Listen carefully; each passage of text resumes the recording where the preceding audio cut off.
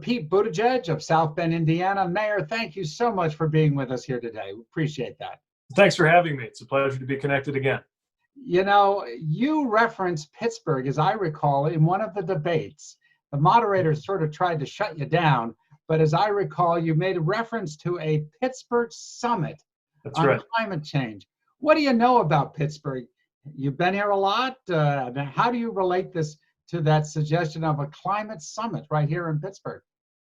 You know, I think Pittsburgh really carries the story of America's economic transformation in so many ways, and a lot of rhymes with my own community here in South Bend. In fact, one of the first things we did when I was mayor was come out with our Chamber of Commerce to have a look at everything that was going on.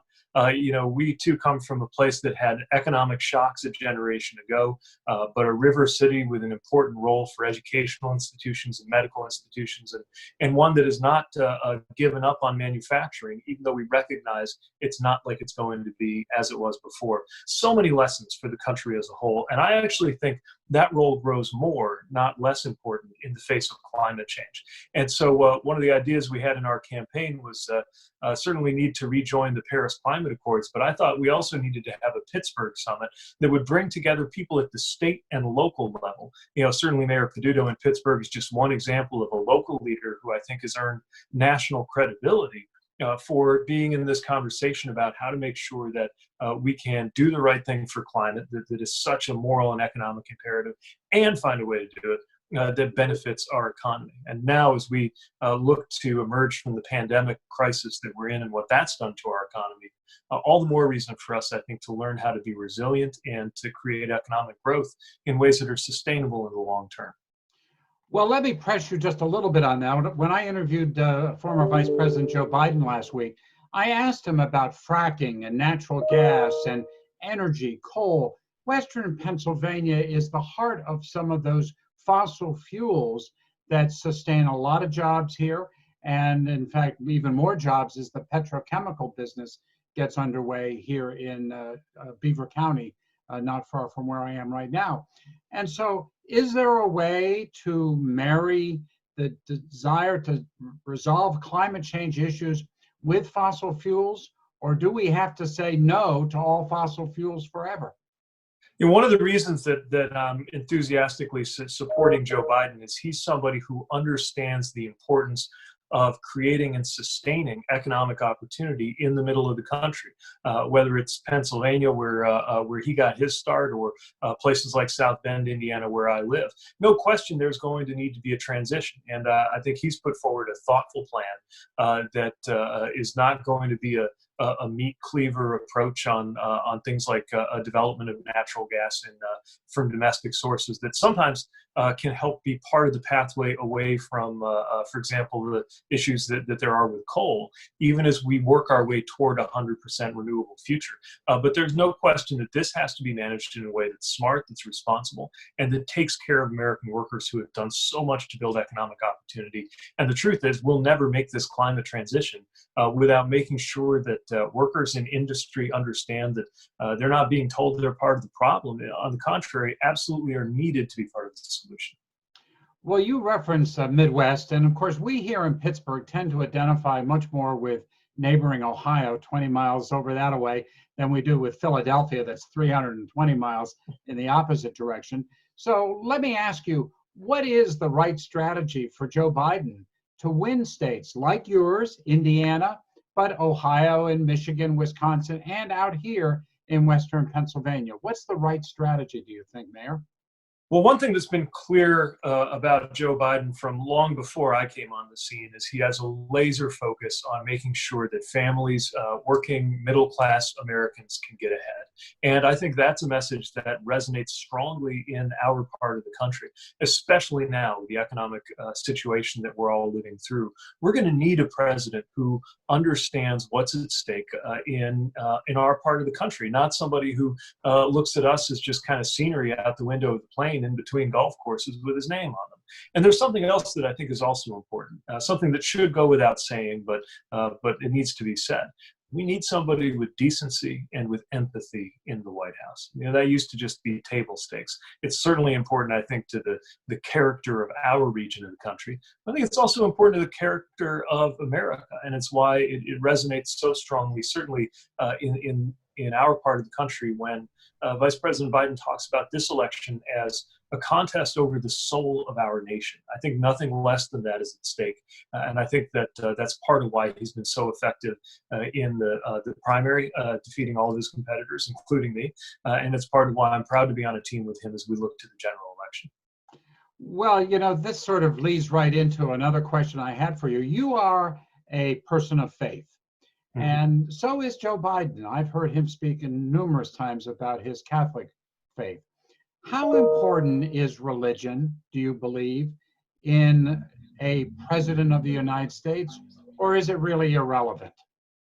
Well, I think that it's part of his moral formation, and we need to understand the moral formation of anyone who wants to be the leader of this nation, whether it's rooted in religion and faith or not.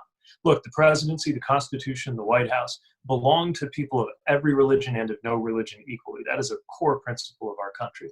But I also think this is a healthy time to talk about where each of us gets our moral grounding, and belonging to a faith, certainly as I do, that teaches that we will be judged based on how we treat those who are most marginalized and vulnerable, that teaches about the stewardship of creation and our responsibility there, that speaks of healing the sick and attending to the prisoner, and so much about making sure that we lift up those who are in poverty. I think this is exactly the kind of ethic that does have political implications that can be shared by people no matter what, if any, religious tradition they belong to.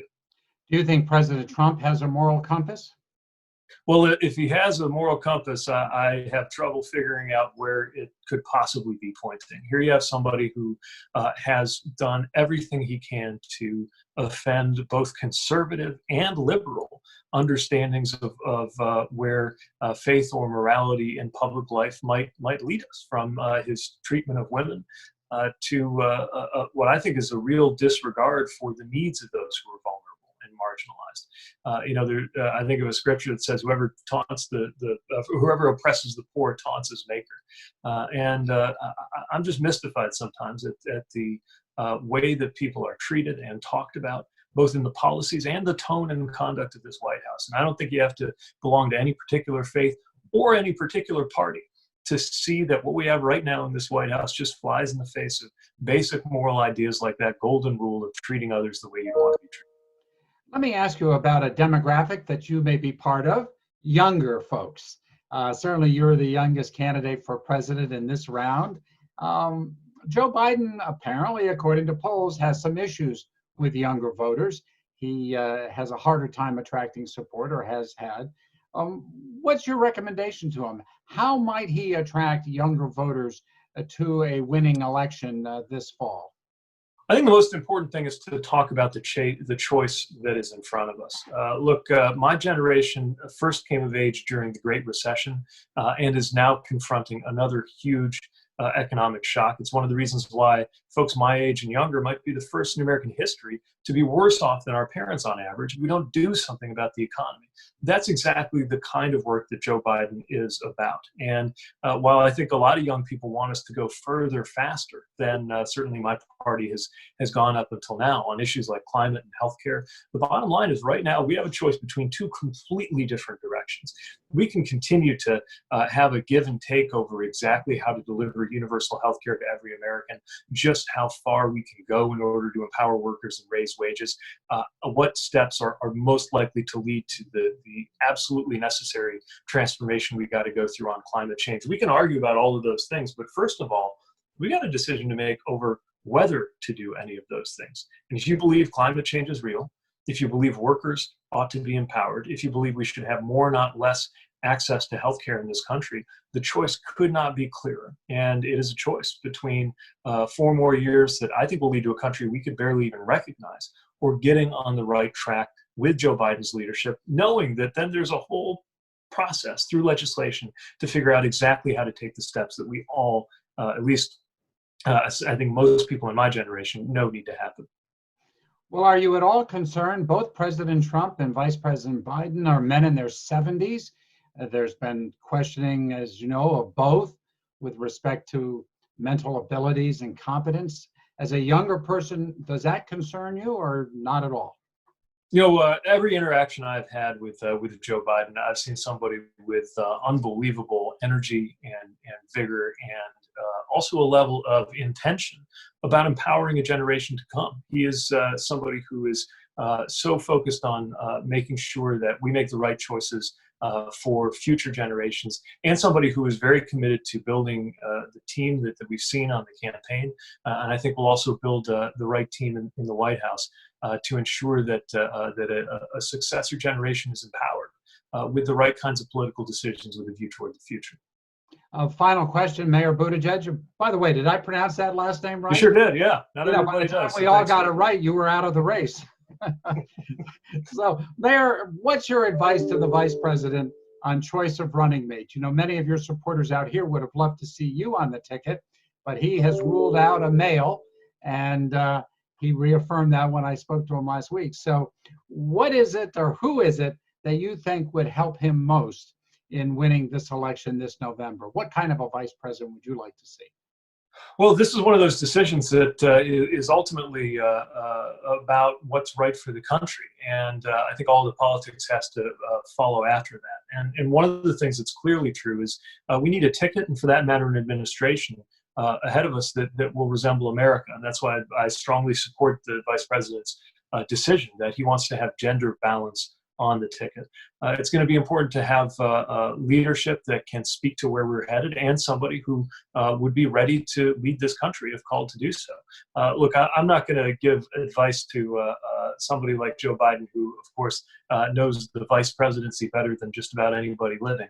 But what I will say is that I think that he will have some phenomenal women to choose from, both among people who we competed with running for president, governors who have distinguished themselves in the response to the pandemic, and maybe some names that aren't as big in terms of getting a lot of political attention and recognition, but are just extraordinary emerging leaders who will do great things for this country and deserve that consideration. Well, Mayor Pete Buttigieg, it's a pleasure to be with you. You're only 6 hours away in South Bend. When are you coming to Pittsburgh next? As soon as they start letting us get out and about, I'll be eager to find an occasion for a next visit. I always love visiting Pittsburgh. It's a place that really reminds me of home. And again, I think so much of America's future is in the story of communities like where you live and like where I live. Well, Mayor Pete, we look forward to the chance to talk to you here in Pittsburgh sometime. Thank you again, sir. Have a good day and stay safe. Thanks. You too. It's a pleasure. Hi, we are with Tim Murtaugh, the communications director for the Trump campaign. Tim, thank you, sir, very much for being with me. You bet, John. Good to be with you. I have to ask you, with the last name Murtaugh, I know